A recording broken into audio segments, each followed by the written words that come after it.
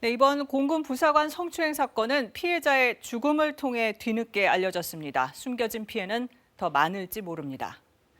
이 KBS는 군대라는 조직 안에서 은밀히 벌어지는 성범죄 문제를 다각도로 취재했습니다. 먼저 지난 5년 동안 군에서 일어난 성범죄 사건 가운데 인터넷 열람이 가능한 판결문을 모두 분석했습니다. 또 다른 성범죄 피해자의 증언도 들었는데 이 방송으로 전해드리기 불편한 내용이 상당 부분 포함되어 있지만 사안의 심각성을 알리고 더 많은 피해를 막기 위해서 고민 끝에 보도를 결정했습니다. 신선민 기자입니다. 어디야? 3분대. 3분대로 가겠습니다. 지난해 해병대 병사 A씨가 선임병과 주고받은 휴대전화 메시지. 선임이 부른 곳에 가면 성추행이 시작됐습니다. 생활반에 있다가 이제 막 자기 보여준다는 거, 꼬집고 절, 샤워하면 저한테 그냥 와서 옆에다가 오줌 싸고, 침 뱉고, 동상처럼 세워놓고 만진다든지, 뺨 때리고, 침 뱉고 얼굴에. 언제 샤워할 거야? 감사합니다. 강제로 당한 상황인데 감사하다고 답변해야 했습니다. 뭐든지 선임이 해주면 감사합니다가 나오게끔 이제 해병대 안에 룰이라 하죠. 그런 다 악질적인 거 같은 걸 다 참아내는 게 해병이다 이러면서. 멈춰지지 않았고 수위는 점점 세졌습니다. 짧은 머리채 세게 잡아가지고 심상해요 던지고 엎드리라 한 다음에. 1심 군사법원이 인정한 지난해 상반기 강제추행 횟수만 134차례. 가장 힘든 건 선임병 여럿이 괴롭힐 때였다고 합니다. 생활반에 이제 누워 있었는데 이제 그 세 명이서 갑자기 저한테 와서 이제 한 명은 제 팔을 잡고 한 명은 다리 잡고 한 명은 이제 막 바지 벗기고.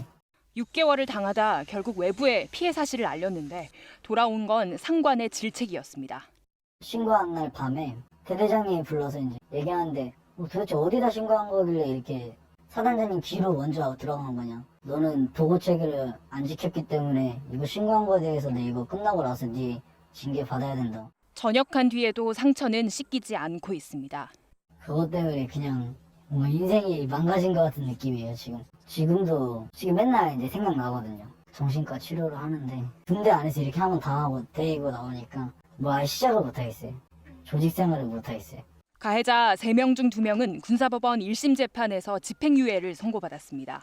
사과를 받지도 않고 제가 용서를 하지도 않았는데 판사들이 그런 높으신 분들이 의미대로 생각해서 뭐 나이 어리건 뭐건 그 집행유예라는 걸 내려준 거잖아요. 그게 전 너무 억울하죠 진짜.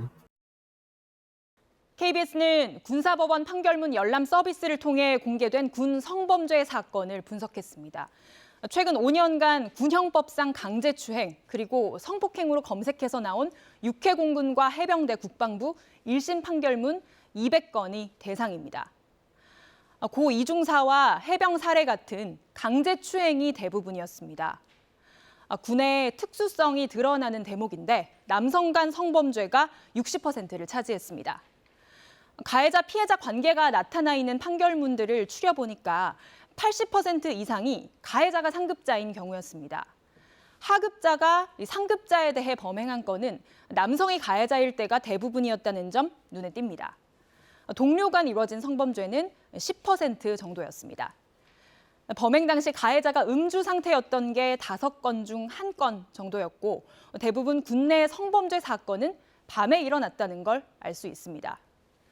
주목할 점은 가해자가 피해자를 상대로 상습 범행을 한 경우가 118건으로 60%에 달했다는 겁니다.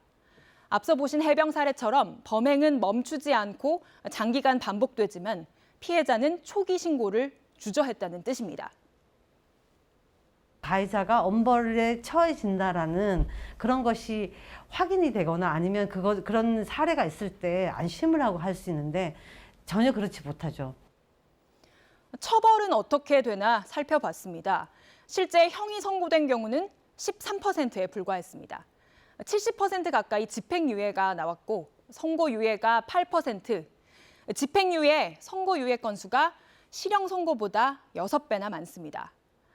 군대 내 성범죄에 대한 처벌이 솜방망이에 그친다는 지적이 나오는데 이는 수많은 피해자들이 신고를 꺼리는 이유기도 합니다.